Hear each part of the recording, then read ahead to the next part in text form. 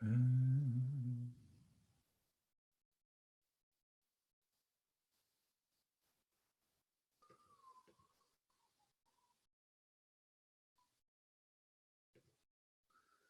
everybody. We'll be on in about a minute and a half. We're just a little early here.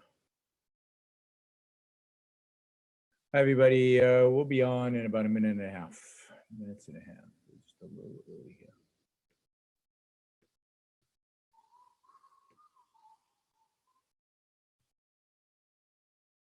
One minute until showtime.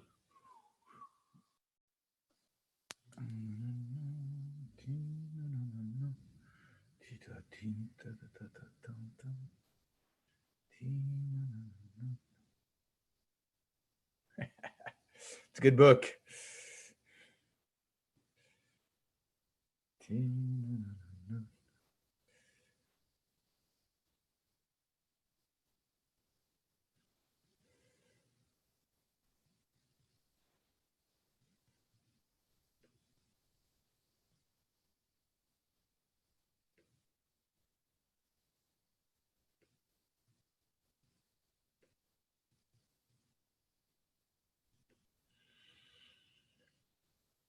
Almost there, 15 seconds. Your show will go live in 5 seconds. 4, 3, 2, 1.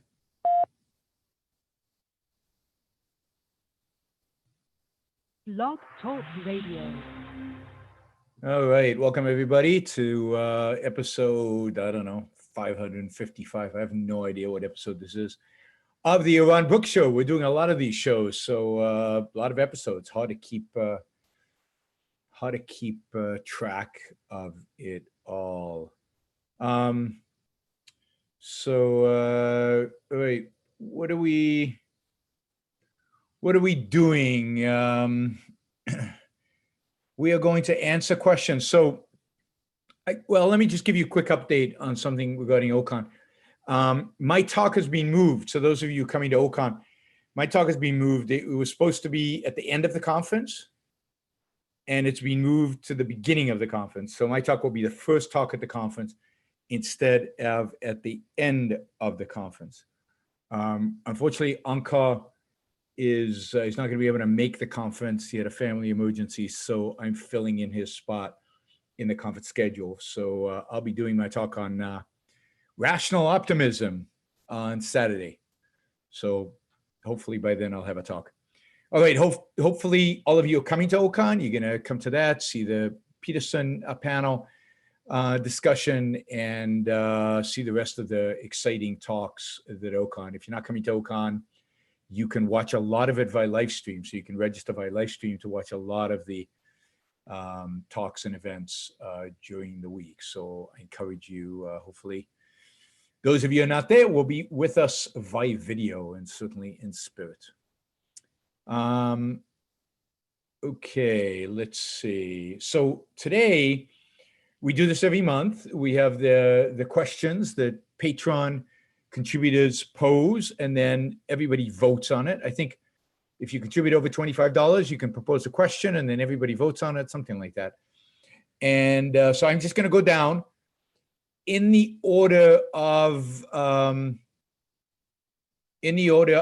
being of the votes that they got, right? And we'll go from there, I guess. That one's pretty simple. They're not in the order again. Okay, so we'll do that. And then, of course, if you want to ask questions, additional questions, then the super chat is available for you. So avail yourself of the super chat for that. All right, so the first question is pretty simple, straightforward. I'm a little surprised it got this many votes, but this is your gig. You get to choose the questions. So the first question is, what's your thinking on the initiative to break California into 3 states that is supposed to be on the November ballot in California? Well, first let me say, I guess I'm glad I'm not in California anymore, so I don't have to worry about it. And I care less about it. So I'll give you that because I don't live in California anymore. Much more concerning to me is whether Puerto Rico becomes a state or declares nationhood or stays a territory. Right now, my incentives are clearly for it to stay a territory of the United States. But breaking up California into 3 states, what's the point? Like, what's the point? So the idea is this: you have one state that basically goes from the Bay Area to just south of Los Angeles, I guess, all along the coast. And that'll be leftist heaven, right? So that'll be leftist heaven. It'll also have all the money, right? All the tax revenue are right there. But they're also, a bunch of crazy leftists. So it'll be 100% Democratic. Then you've got, I guess, Orange County and San Diego, and up through the Central Valley will be state number 2. And I think number 3 would be north of the Bay Area, which is, I don't know, kind of very rural. And both of those would be Republican territory. So there you would have lower taxes. Of course, you'd have a lot less to tax because there's a lot less production going on there. You would also have, probably all kinds of bans on abortion. You would probably have all kinds of other attempts to bring religion into people's lives. I don't know. I just can't get excited about that. The variation is going to be, it's not like Republicans in the state of California, advocates of laissez-faire capitalism, and the second and third state, or one of the 3 states in California, is going to declare itself a capitalist state, gonna eliminate all government's intervention in its local economy, gonna eliminate redistribution of wealth. I just don't see that happening. I mean, it will be another traditionally red state versus blue states, and I'm not that excited about the difference between red states and blue states. Where would I rather live? In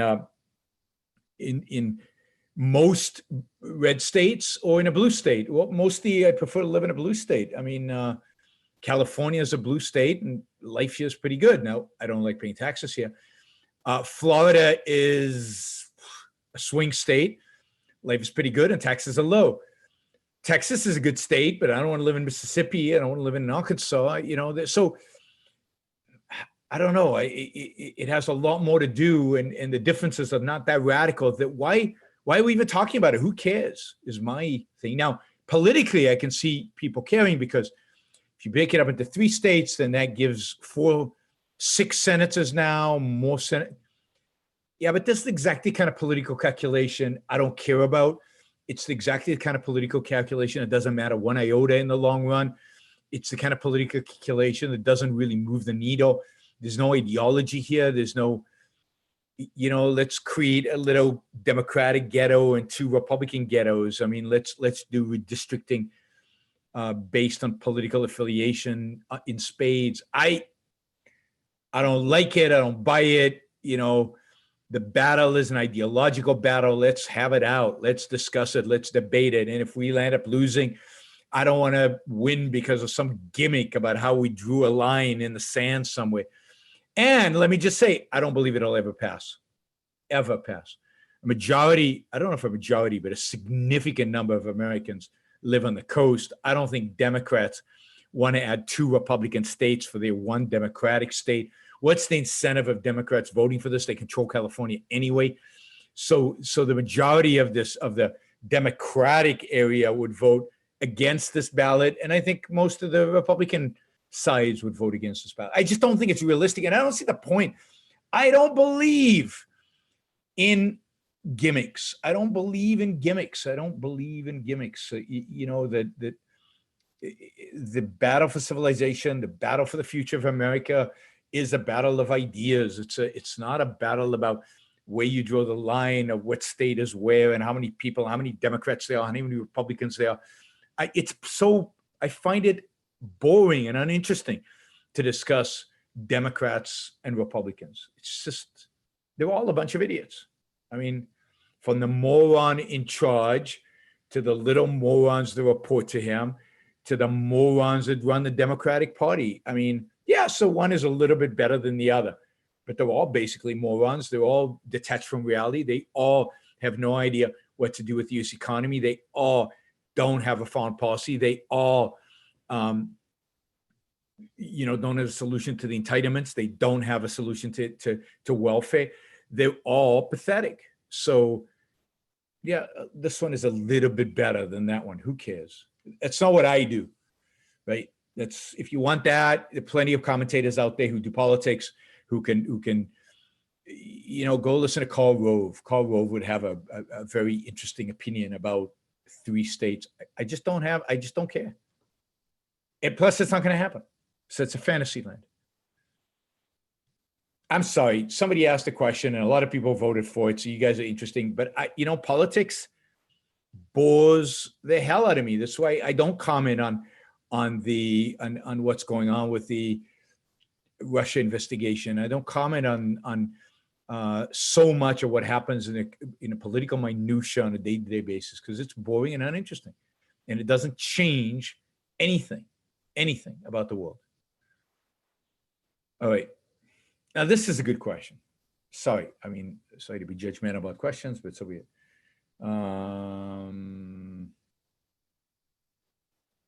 Okay, let me just get to the OCON logistics. Yaron, I paid for Thursday's pass for Rational Optimism Talk. What is going to take its place? I mean, I don't know, because a bunch of people, for a variety of reasons, the schedules has had to change. People canceled. People got sick. All kinds of stuff has happened, unfortunately, in the last few days. So people have been frantically readjusting the schedule.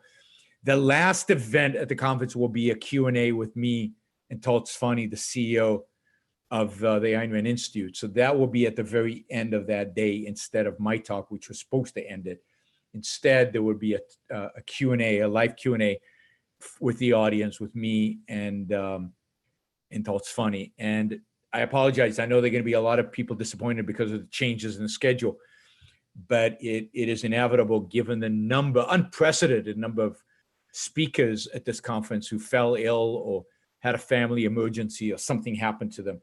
So in any case, I think you'll have a blast no matter when you come and for how long you come.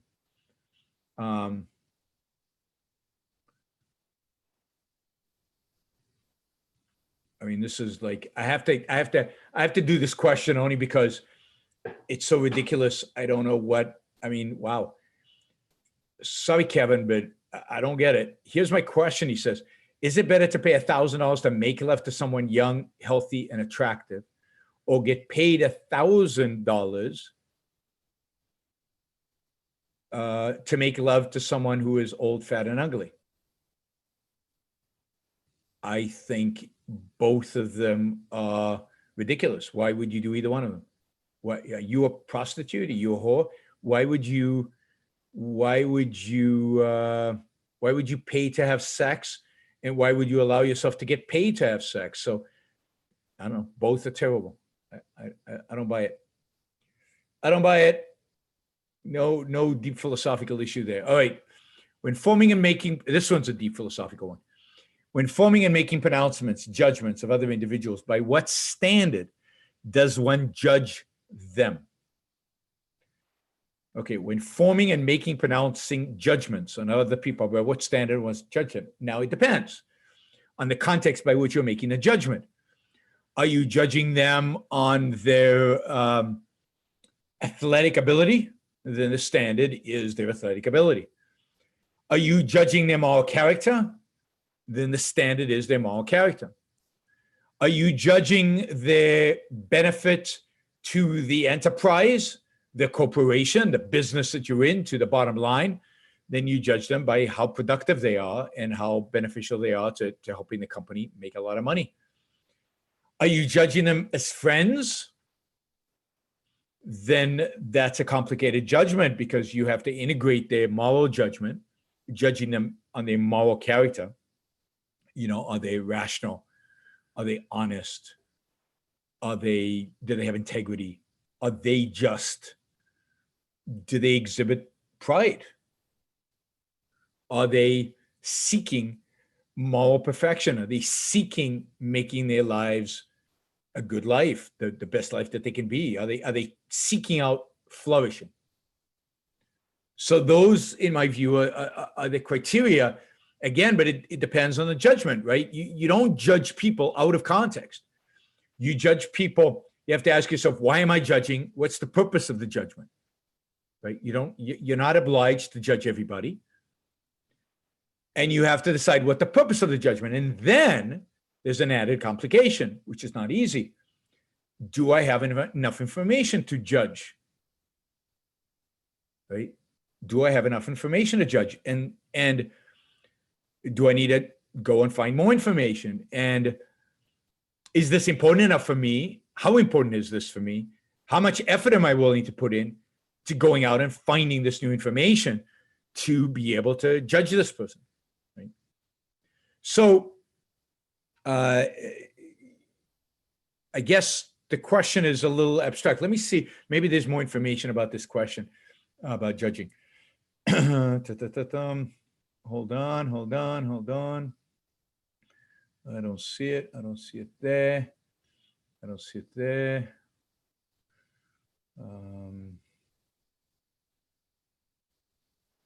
Yeah, I mean, what relevance does age, like a teenager, have on said judgment? Okay, so let's say the judgment, if somebody asks this question and wants to elaborate. So let's say the question is about moral judgment or about behavior.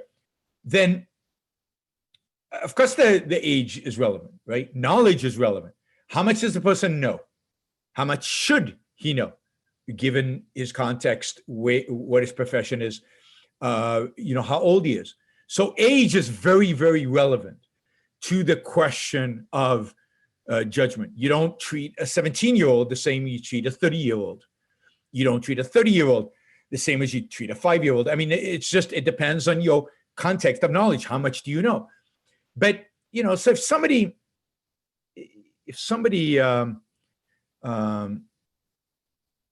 says something and you think it might be a lie, well, you have to determine it's a lie versus the guy could be wrong. He could be confused. He could be mistaken, or he could be lying. So depending on what you believe his motivation is, right, or what he's actually doing, that will determine your judgment. And you need some evidence to suggest that he's lying, or to suggest that he's mistaken, or to suggest that he's confused. So all of that goes into judging another person. This is why judging other people morally, this guy's a good guy, that guy's a bad guy, this guy's evil, this guy I want to hang around with because he's a really good guy and I really enjoy being with him and he's a good guy. It's good. That guy I want to avoid. Those are complex, difficult judgments to make. And unfortunately, I think most people make them without the kind of reasoning necessary to make good judgments about other human beings.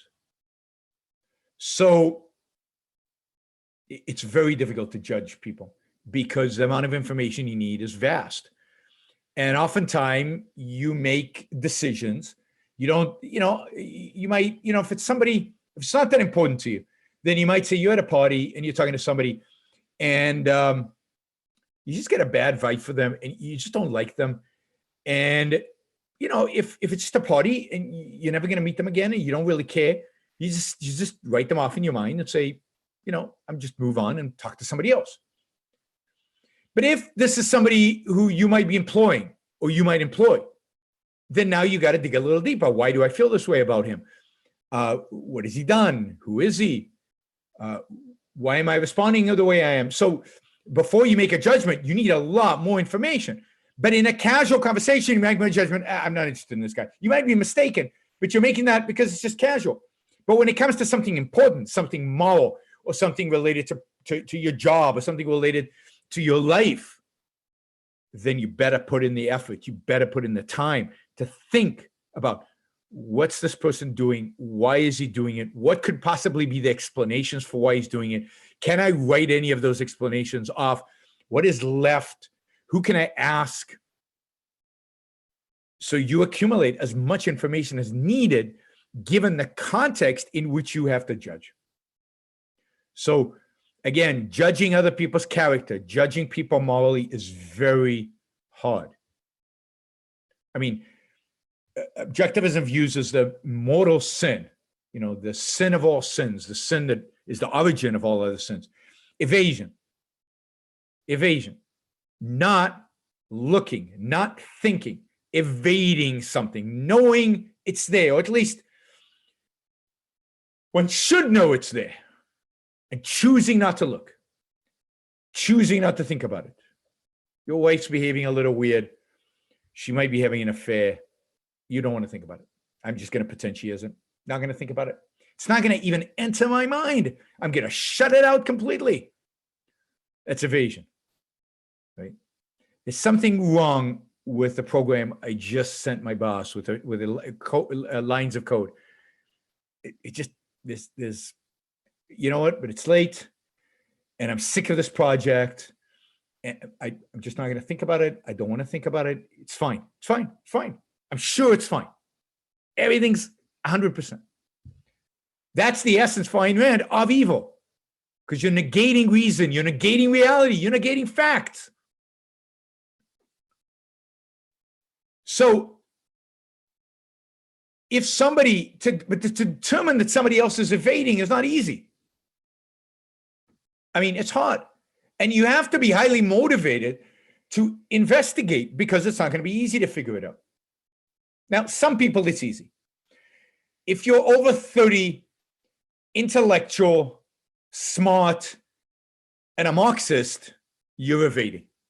You're damn evil. But if you're 17 and Marxist, I don't call you evil. I don't necessarily think you're evading. You haven't given it. There's plenty of other options other than evasion. So you might be evil. You might be evading. You might become that 30-year-old. But I don't have enough proof. I don't have enough evidence that you are.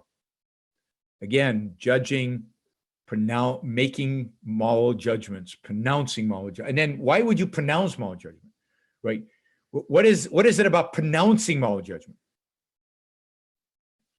So when do you have to make your moral judgment public? Well, why is your opinion important? To whom?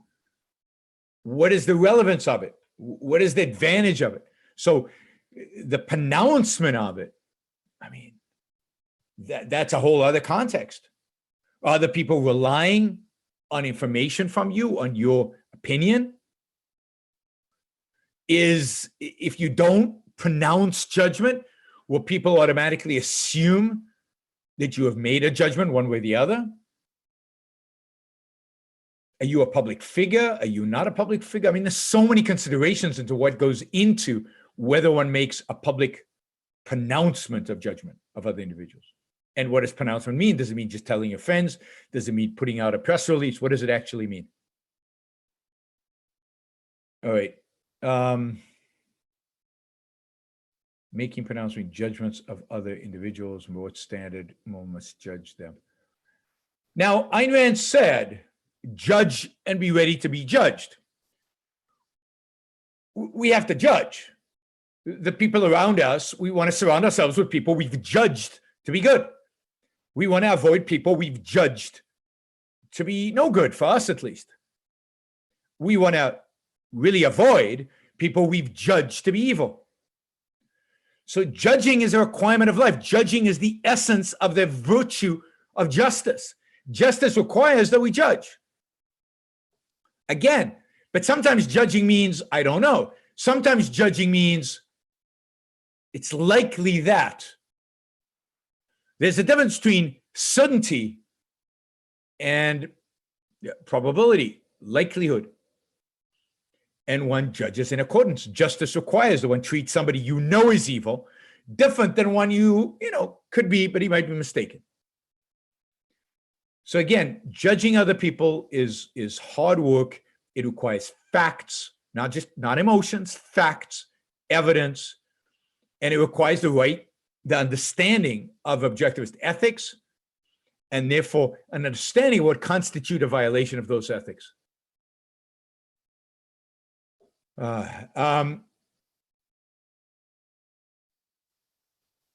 Okay, if there's a follow-up question, ask the follow-up question. I don't know if there was a particular concrete that you had in mind. Let's see. Somebody's asking about California again. What would be best for California? I don't know what's best for California. What is California? If they split to 2 or 3 states, I don't know what California, what that means. That's kind of collectivistic, good for California. Is it economically better to the US if it consists of more smaller states, 51 or 52? I don't know. It depends on what those states do, right? What's really important to the US economy is Silicon Valley. The rest of California, yeah, it's important, but nowhere near Silicon Valley is important. That's what's important. So which state that belongs to, how regulated they make it, whether they destroy Silicon Valley or not, whether they keep Silicon Valley alive, whether they keep the golden goose laying the golden eggs alive. That is much more important than whether you have 51 or 52 states. How you treat the producers, how you treat the creators, how you how you treat the creators of wealth matters. But of course, if you split California up, Silicon Valley and Hollywood, the 2 probably most productive wealth creator sectors in the California economy would be leftist, would be ruled by leftists. So it could be very destructive to the US economy, if you will. So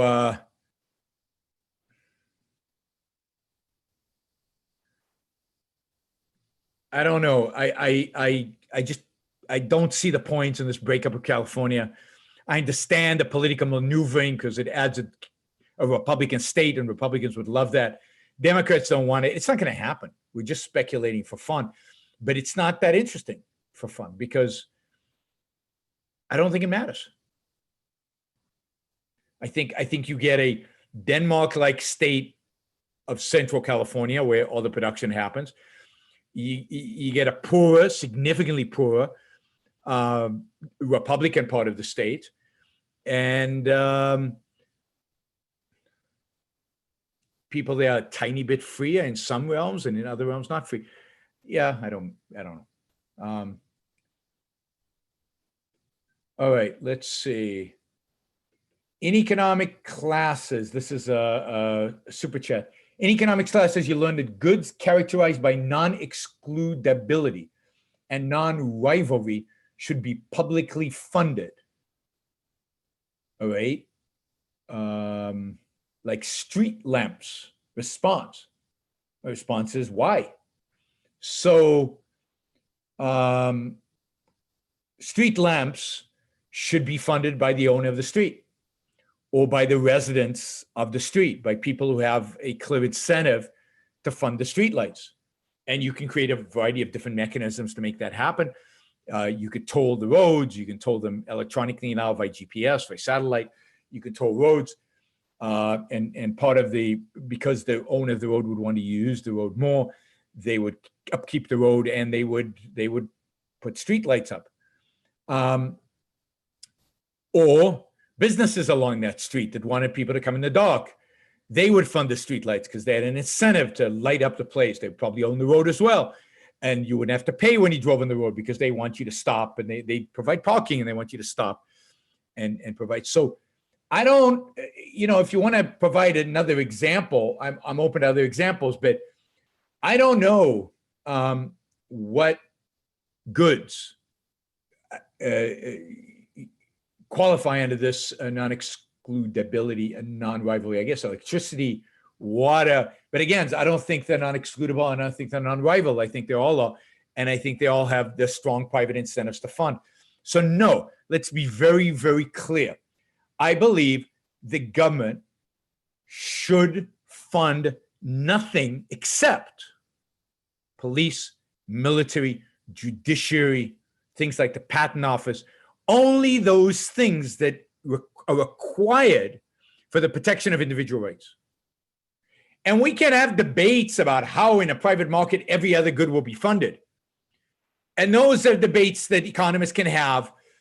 They're not that interesting at the end of the day because usually the market comes up with ways that you could never imagine to get stuff funded, to get stuff created. But the principle is government doesn't fund anything that is not directly related to the protection of individual rights.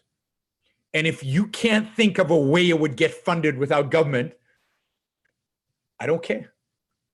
I don't care. Government is force. You don't have a right to pull a gun out on me in order to fund a streetlight you think is valuable. You want it, pay for it, right? So this is a moral principle. It is a political principle. It is, in other words, a philosophical principle.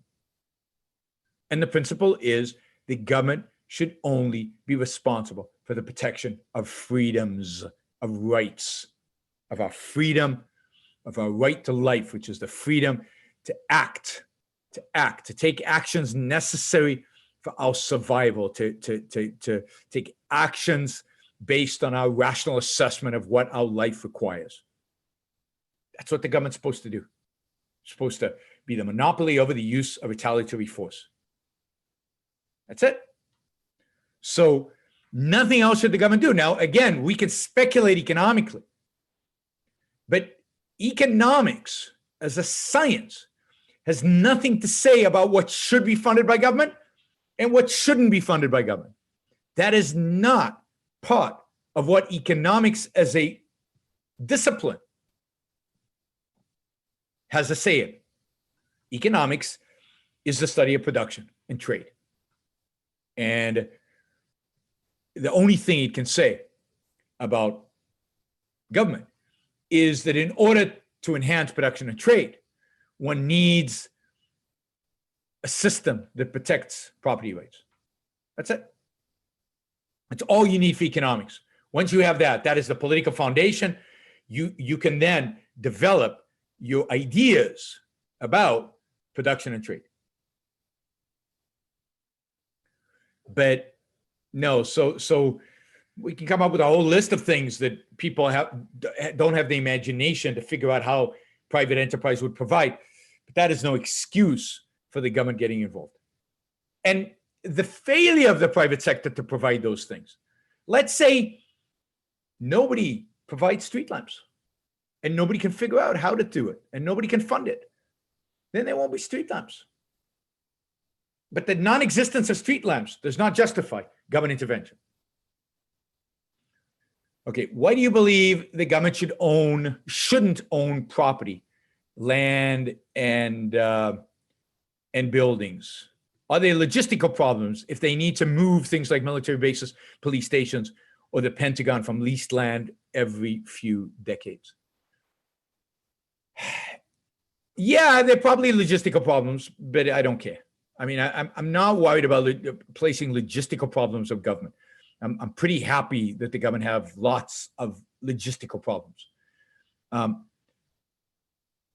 why not property? Why not land and buildings? And because, I mean, I haven't given this a lot of thought, but it strikes me that that is a land owner. Government is now, so government can't own land. Let's put it this way. The concept of ownership is a concept of individual ownership. Government is not any individual. It's not a corporation with shareholders who you could say own this. There is no owning entity.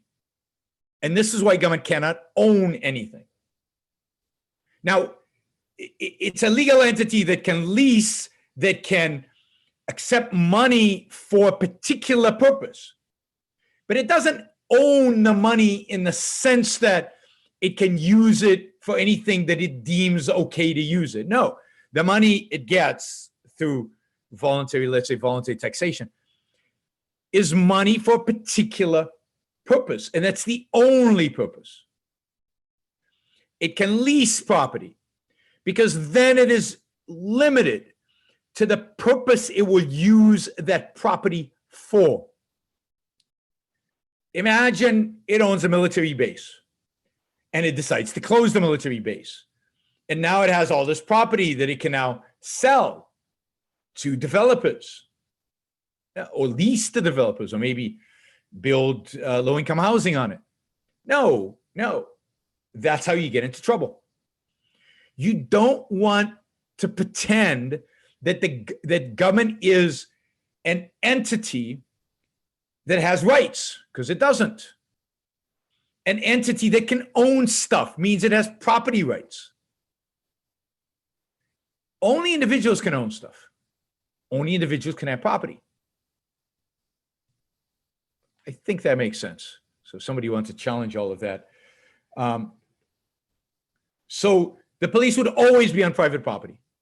And private property owners, under certain conditions, would have to let the police by. So if you owned a road, part of the deal is, if the police are going to an emergency, you would have to let them use your road. If the tanks need to get to the front because they're repelling a Mexican invasion, because you know those Mexicans are dying to take over the United States. That was a joke. Then I think private owners would have to let the army pass through their property. And you know, there would be, I assume, compensation involved in that. But during peaceable times, the government would have to lease, and government would have to pay for using people's property. And the money they have is money that's theirs only to the extent that it is being used for the purpose for which it was raised. It goes back to those who gave it. If it can't be used for those purposes, or if it's not being used, then the government relinquishes any claim over it. So think of the government as not being able to have rights. So it can't have property rights. It can't own property. The government not being any particular individual or not any collective of individuals. The government is not a corporation. We don't own the government. And therefore it can't own anything.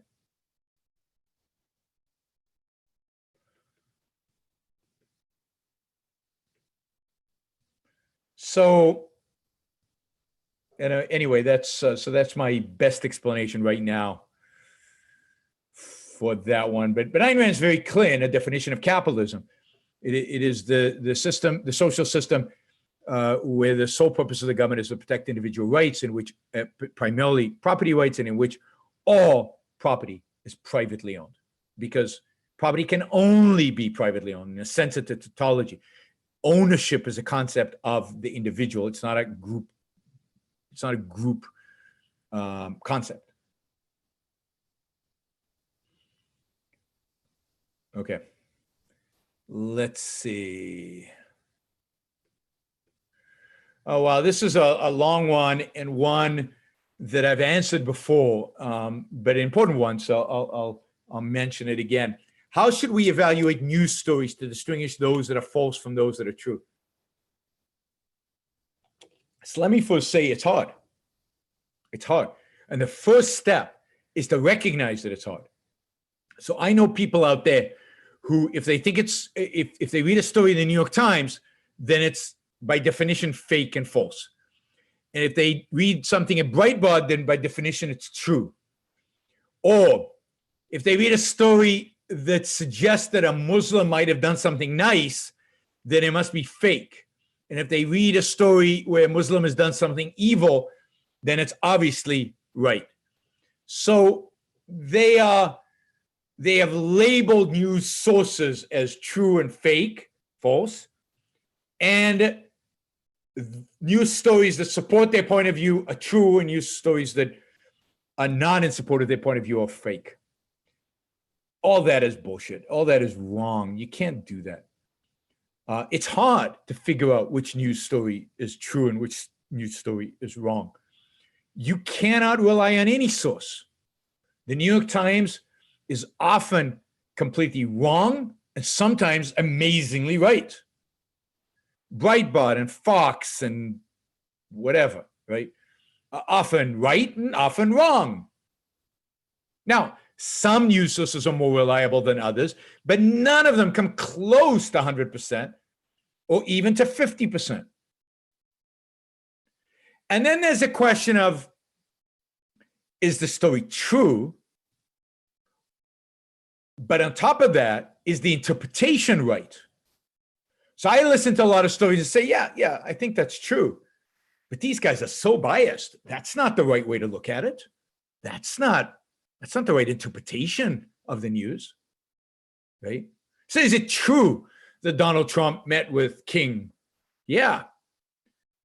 Did anybody in the news get it right in terms of its meaning, its interpretation? I don't think so. Not the left, not the right, nobody. Oh, by the way, there's a good op-ed today published by Peter Schwartz on the topic. I'll link to it on Facebook and Twitter. I forgot to do that this morning, but I'll do that this afternoon on the Kim Trump meeting, where he says a big confusion of people that comment about this is they're conflating economic power with political power, in a sense, right? Because they're thinking, oh, the U.S. will trade. We'll give them something, they'll give us something, and we'll do this trade, right? As if we were a corporation or business and we're compromising. No, these are governments. It's not how you behave as a government. We're talking about physical force. You don't trade, you don't compromise, you don't suck up to a brutal, evil dictator. You don't do that. Nothing good comes of it. All right, but I'll put that aside. So what do? I read a story. I try to integrate it with everything else that I know. I know a lot. I know a lot of stuff about history, about politics, about economics, about the world. Does it fit into everything else that I know? If it fits, then I categorize it as likely to be true. Then if it's important and I want to know more, then I will look for other sources. If it quotes somebody, then I want the original quote. If it quotes a book, I'll look for the book. If it quotes a TV interview, I'll look for the TV interview. Did they actually say what they say they said? Did they take it out of context? Is it in the right context? Who else is writing about this? Are they writing about this in a way that supports the story or doesn't? Is there a political agenda to be gained by presenting the story in this way? Is there a clear left bias or a clear right bias? Would the bias affect the truth of the story itself? So there are a lot of these kind of questions that I ask myself. And even then I'm probably wrong some of the time. I mean, that's just a fact. How is it written? Is it, who is writing it? So you just have to do a lot of research. There's no easy way. I wish there was. There's no easy way to tell what news stories today are true. Are you getting the full story? Are you getting the right context? All of that. It's just hard work, and you have to do, if you care about this stuff, it's my profession, so I have to care about it because I comment on the news. I do a lot of research. I do a lot of digging. I do a lot of looking, to figure out, is this right or is this wrong? Yeah, I mean, Greg points out on Facebook, for example, are the authors giving you the kind of information that would help you determine whether it's true or not? So, for example, are they citing sources? Are the sources verifiable? Right? Can I verify by looking at the originals? Or, are they connecting this to other events that I know are true? Are they relating it to phenomena I know is true? Right? So, and it really depends on your context of knowledge, So I used to, I'm a finance professor. So I know a lot about finance. And one of the first places where I discovered that I needed to be really skeptical about the news is when I'd read something about finance, like the Wall Street Journal, the financial pages of the Wall Street Journal, no political agenda, supposedly. And half the time, what they wrote was just wrong, just didn't make any sense if you understood finance. So I concluded that if in a field where I know a lot, the newspaper is saying things that don't make any sense, then it's likely that is also true in other fields where I know less. And I verified with other kind of experts. And they say, yeah. When they talk about what I know, they don't know what they're talking about. Foreign policy is another one. They talk about Israel. or they talk about the Middle East, or they talk about Islam, or they talk about any of these things, I can pretty quickly determine whether they know what they're talking about or not. And a significant percentage of the stories are wrong. That is scary, because that means it's probably true of the other ones. Greg also suggests, let's see, in an opinion piece, are they giving you the sort of arguments that would support their conclusion? Yeah. So an opinion piece is different, right? So an opinion piece, you'd actually, you want to see, are they making a rational argument? And they're making an argument. And then, is it a rational argument? Are they giving reasons? Are they appealing to emotion? Or, are they just illogical? Which sometimes you read op-eds and you go, how did a publisher publish this? This just doesn't make any sense. Put aside the facts. So if they're not being logical, then I start doubting the facts. If they're not being rational, I start doubting the facts. So is it a real argument? But you generally don't want to get your factual information from an editorial, from a opinion piece. Although I read a lot of opinion pieces, because I find, particularly in the Wall Street Journal, they're often interesting and they lead me to a source where I can find interesting factual information. I like to read Holman Jenkins in the Wall Street Journal, because he's always has something interesting to say about some phenomena that I can then check up on. And sometimes I don't agree with them. Sometimes it doesn't make any sense, but at least they're interesting and they're unusual, and they point me to sources of information that are interesting and different. What did he just write? He wrote something interesting. About Tesla. He wrote something really good about electric cars, and how basically what's happening is that governments are not letting a market develop in electric cars, because a market probably wouldn't develop in electric cars. They'd probably fail. So what is happening is the government is basically dictating the way they will subsidize them, they will control them, they will regulate them in a way that these cars are basically government cars. And that the government is creating a market of, to some extent, competing government cars, right? But it is preventing, even if it was viable, a viable market from arising, because of the degree of regulations, the degree of subsidies. And it was just an interesting take on the whole Tesla thing. And he's very critical of Elon Musk, as I am, about Tesla. So it's really good. Charles asks if he keeps reading about Tesla is going to go under. I don't know. I haven't studied Tesla, but I think that a lot of the sexiness surrounding Tesla is gone. And as a consequence, I think that, Elon Musk, every deadline he has posed, he has not met, and he always has excuses, and the excuses are getting weirder and weirder by the minute. And I think as a consequence, it's going to be very hard for him to raise capital, and he's going to have to raise capital in order to continue to run the business at a loss, because the business is not profitable and nowhere near to be profitable. So I think there's a good chance that Tesla goes under in the next 2 to 3 years, because it just can't raise capital. Or, and this is more likely in my view, is that it'll sell itself to one of the big auto companies that needs carbon credits. So the big auto companies have to have some average fuel efficiency and carbon credits. And if they don't want to develop their own electric car, they could buy it from, it might be cheaper to basically buy it from, and I predicted this 2-3 years ago, maybe 2 years ago,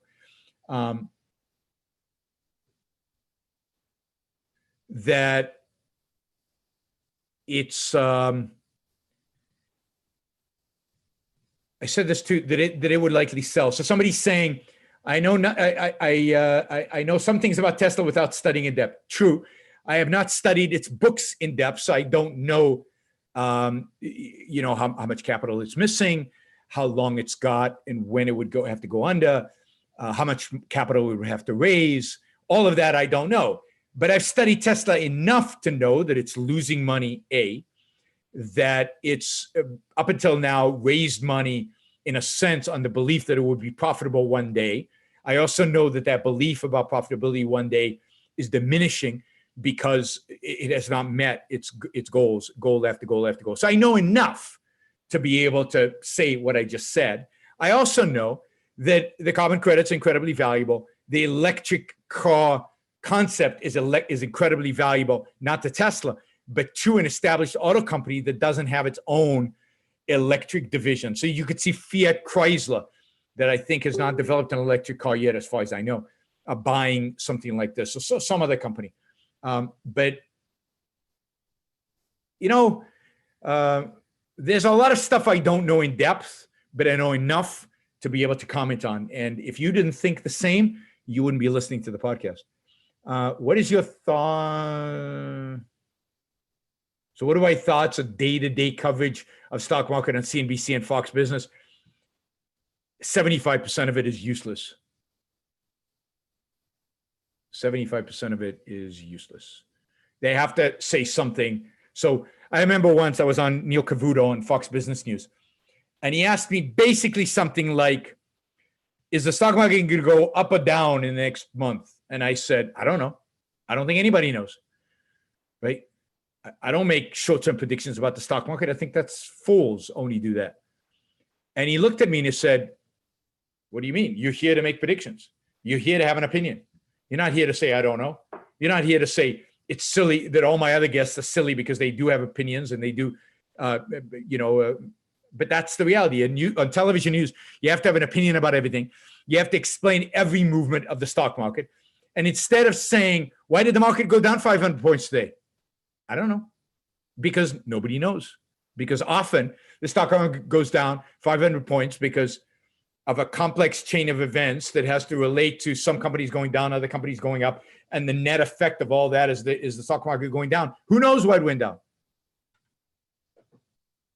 So, all right, let's see. Sometimes you can tell, like the stock market's not liking tariffs, but most of the time, day-to-day movements of the stock market are meaningless and should be treated as such. There's no explanation for why the aggregate goes. You can maybe say, why did this stock go up and down? But even that is impossible. I trade certain stocks. I'm an expert in a certain sector of the U.S. economy, and the stocks move up and down all day long. And 99% of the time, it's because somebody is buying and somebody is selling. Somebody thinks it's worth more and somebody thinks it's worth less. There's no valuable information driving it other than people's opinions are changing. But go on television and say, stock market went down because people thought the stocks that they were holding were less valuable than they thought yesterday. That's it. I don't know why. There's no reason why. More people today changed. They have a reason, but there's no global reason unless there's a global event. So anyway, it's there is no this kind of financial news is not very useful in my opinion. Let's see. And by the way, if you could predict day-to-day movements of the stock market, you'd be a billionaire and you wouldn't be on Fox Business. You'd be trading. How should we evaluate? Okay, we did that. Maternity leave and work. How, if at all, should employers help assist women coming back from maternity leave to work? Wow. I mean, I don't know. First, every company should have its own policy, and they should compete on who has the best policies that contribute the most to the bottom line. The purpose of a business is not to take care of women who come back from maternity leave or to treat them in any particular way. The purpose of business is to make money, make long-term profits for shareholders. So every business will have to decide how important are these women to the particular workforce. Maybe some women are very important, other women are not. I think they should discriminate between women. Not all women are the same.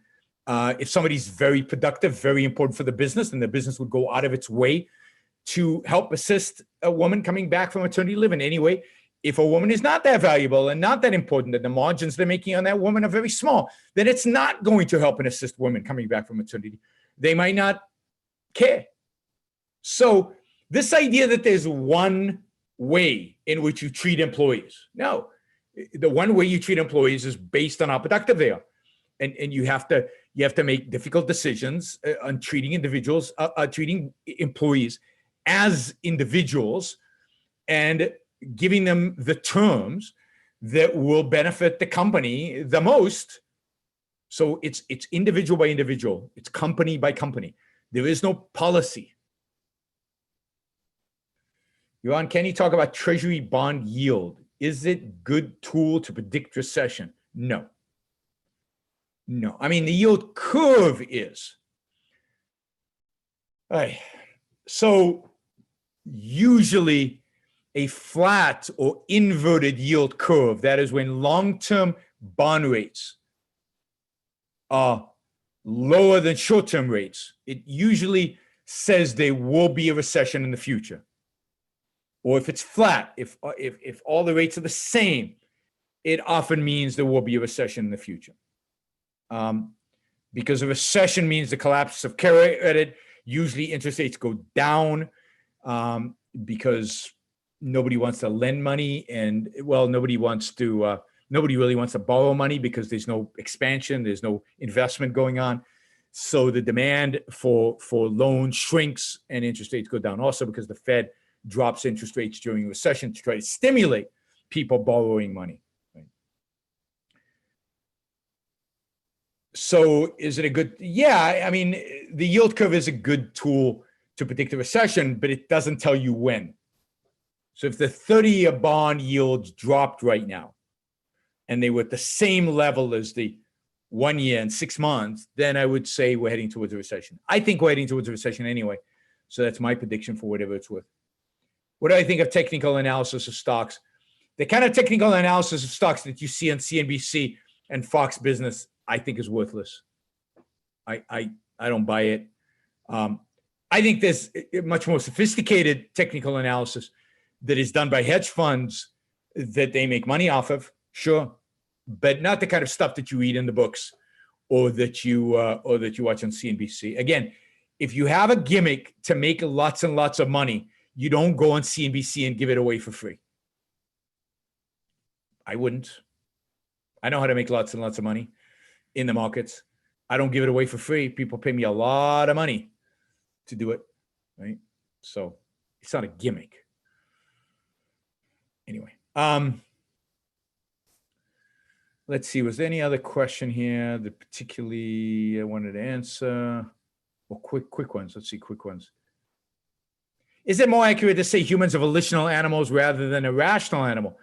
No, both are accurate. Rational is more important because rational tells you more about the type of animal we are. Volition is part of rationality. So you can't be rational unless you're volitional. So rational includes volitional, but adds important information about the kind of animal we are. We're the animal that survives by using its mind. We're the animal that survives by using reason. That's how we survive, which means we're the animal that survives by focusing their volitional mind on reality, integrating the information they receive from reality, and and using that and abstracting from that information. That's the integration, right? So, I don't think changing the definition of I don't think volitional animal is useful because it's less rich in terms of the describing what kind of animal the human beings are. It's just one aspect of rational. It doesn't capture all aspects of rational. How can objectivists organize politically, or is it an oxymoron contradiction? Do we have to simply move to the lowest tax state? I don't know. I moved to Puerto Rico. You can move wherever you want, but how do you organize politically? Well, you start a political party. I think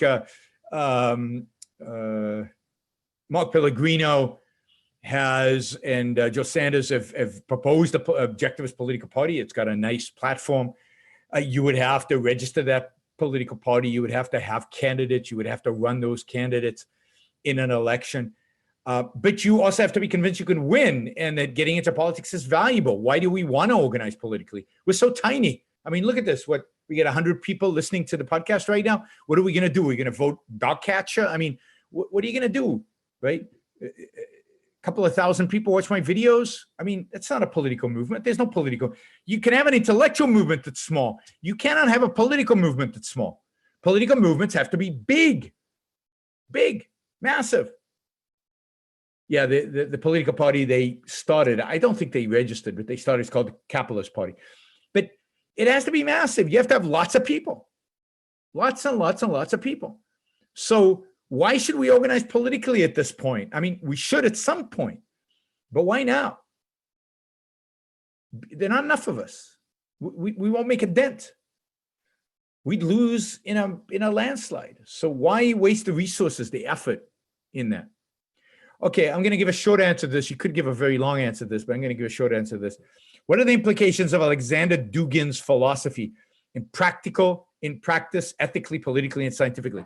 Well, I mean, now, I'm not an expert on Dugan, so somebody's going to say, so why is he even commenting?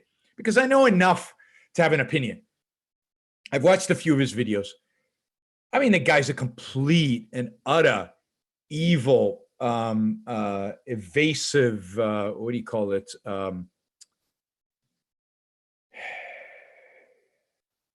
Horrible philosopher. So it's a primacy of consciousness philosophy. It's a collectivist philosophy. It's a philosophy of pragmatism, but the worst kind of pragmatism of whatever works right now in the moment, based on, he doesn't believe in democracy, which is good, but he doesn't believe in reason either. So he's anti-reason, anti-individualism, anti-freedom.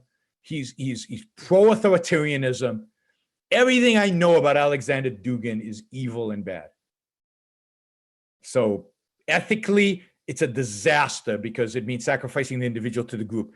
Politically, it's authoritarian. And scientifically, there is no science because he believes in reality doesn't really exist. He's got a postmodern spin on reality, and we make it up, and it's all our consciousness. It's all what we believe, not what actually exists. So it's an absolute complete waste of time. Oh my God, we've got all these phone questions. I haven't had phone questions in like a long time. All right, I'll take the phone questions just because you guys are there and you've been patient and I never asked you to call. All right, let's see. But first I'm going to take this super chat because he paid. Kyle paid. Given the rise of violence on the political left and right, what do you see as the short and long-term consequences of these developments? Shift towards better law enforcement or more civil violence? I mean, you're already seeing less violence on the left and right over the last 6 months, I think. So you're not seeing the kind of Antifa riots. We haven't seen another Charlottesville, although there might be another one this summer.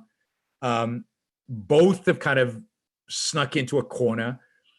I mean, my view is, and I'm going to talk about this, I think, in my rational optimism talk. The American people are not pro-violence. They're not pro-violence on the political left or the political right. It's still true that a majority of Americans, left and right, don't want to see violence in the public sphere. And, you know, I think when Antifa gets really violent, the left turns against them.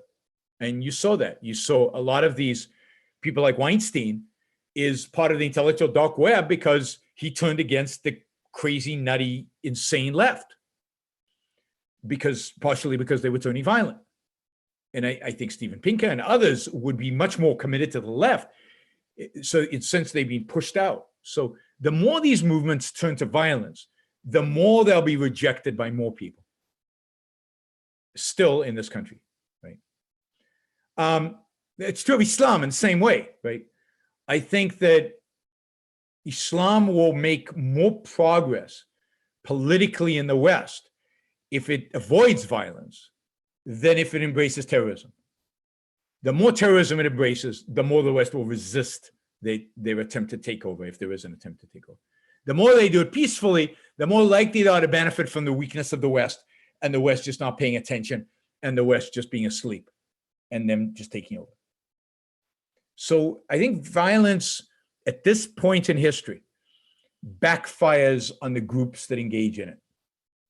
I still think we live in a civilized world. I still think in a world where most people do not accept violence as a means for settling disputes. So I think there will be a shift towards better law enforcement backed by people. So to take Berkeley for an example, last year when Ben Shapiro tried to speak there, Berkeley, they rioted, Antifa rioted, they burnt stuff, they went berserk. This year when Ben Shapiro wanted to speak there, Berkeley spent $600,000 and they had a peaceful event. And I think you'll see more of that.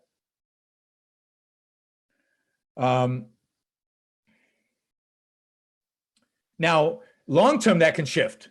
Long-term, people can embrace violence. Part of what scares me about the Trump phenomena is there is now a group of people, I don't know what percentage of the population, but a certain percentage of the population, of adamant Trump fans who embrace violence, in my view, would embrace violence, in my view. Again, the kind of people who, if Donald Trump shot a person in the middle of Fifth Avenue, would still vote for him. That kind of person scares the bejesus out of me, much more than the left does, because I don't think the left's violence would be tolerated.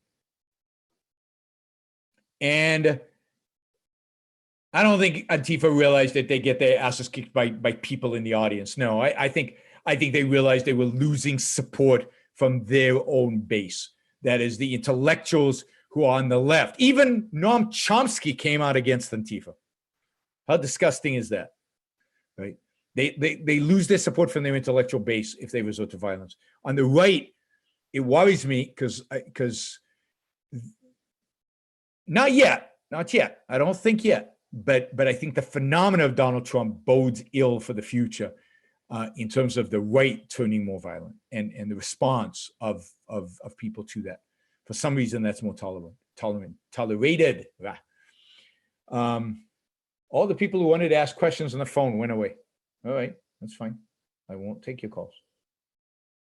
I said I would take their questions and they all went away. All right, we got one more super chat, so I can do that. Make some money. Bought your 2009 lecture on financial crisis. Very interesting. Great. By the way, it's available for free on my website, but it didn't cost you too much. On the part of manipulating interest rates, is the main concern that we don't really know how much risk we are taking on investments? No, not really, because risky investments, the risk is still being priced, right? So let's say the Fed says the risk, so-called risk-free rate is 2%. Then if I'm buying a risky asset, then I add compensation on top of that 2% to reflect the riskiness. The real problem with the low interest rates is it distorts supply and demand for loanable funds. It encourages people who shouldn't borrow money to borrow money. And it discourages people who want to lend money from lending money. It also, now there is an element of what you're saying in terms of risk. The extent to which the government then creates too big to fail, or mortgage insurance, or or the ability to repackage the insurance products, government subsidized, like Freddie and Fannie, which were subsidized, then that distorts risk, because then nobody cares about risk because the government's backing it all. So risk is taken out of the system in the banking sector with deposit insurance, too big to fail, Freddie and Fannie, Federal Home Loan Bank, all of those entities that are established by the government's own decree to reduce risk so that more people buy homes, let's say, or more small businesses take out loans, and then risk gets priced out of the equation. But the Fed just increasing or lowering interest rates does not in and of itself dictate risk. It just it distorts incentives. It distorts the allocation of capital in the economy. It creates incentives to do things that might be riskier or less risky, or just things you wouldn't otherwise do, and now you're going to do. Right? If that wasn't clear, then you can ask it again, and maybe I'll give you a different answer. No, I'll give it a little bit more time and go into a little bit more detail. All right, I think that's it. We've gone over an hour. I know all those people asking questions on the phone hung up on me. So thanks, everybody. Thanks for listening. Thanks for supporting me on those of you who did the super chat. Really appreciate it. Don't forget to go to Patreon. Now, we're at the end of June 26th already. We've only got like 5 days to June. We need to get those numbers up, both in terms of subscribers to YouTube. Please subscribe to my YouTube channel and Patreon support. I think we've just crossed 6,000. So thank you to everybody who's a Patreon supporter. You're making the show possible. You're going to make the improvements you're going to see in the show in the next few weeks possible. So you're making it happen. So thank you. We hit the first goal, which is 6,000. We're heading towards the next goal, which is 10,000. I'd like to make that goal by the end of the year. To do that, I need everybody who doesn't support me, who's listening right now, $1, $2, $10. It would be incredibly appreciated. You get these perks like being able to ask questions and being able to vote on what questions I will answer. Yesterday, you could have called, on Sunday, you could have called up to my Patreon hangout. Lots of perks that you get. You get a special newsletter with all information about the show and about what's happening and about my speaking and all that kind of stuff. So a lot of perks, and just knowing that you support something you're getting a value from. My assumption is you're getting a value because you're listening. You would, I think, feel better about the value you're getting if you actually paid for it. That's the American way. That's the objectivist way. That's the rational way. So I'd appreciate your support. Thank you all. Patreon.com/Yaron Brook Show. If you don't like Patreon, you don't want to use Patreon, you can send me money by PayPal, paypal.me/Yaron Brook Show. And finally, you can also use YouTube chat to help fund and finance our show here. So thanks, everybody. I will see you soon. I'm not sure exactly when the next show is. With all the turmoil at OCON and all the changes happening with OCON, I'm just not sure when I'm going to have time, but I will try to give you as much advance notice as possible. Thanks all. Have a great week. I'll talk to you soon, and hopefully I'll see some of you at OCON. Bye.